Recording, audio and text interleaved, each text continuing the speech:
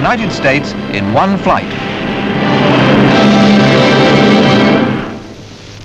About to be commissioned at Vancouver, HMCS Kootenay, named after the river, named after a Red Indian tribe. Equipped with depth-charge throwing mortars, she's Canada's newest and probably most effective submarine killer. Kootenay Indian Chief Nichols was present when Rear Admiral Spencer accepted the ship on behalf of the Queen.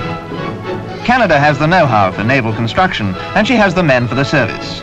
Climax of the commissioning ceremony, the hoisting of the ensign.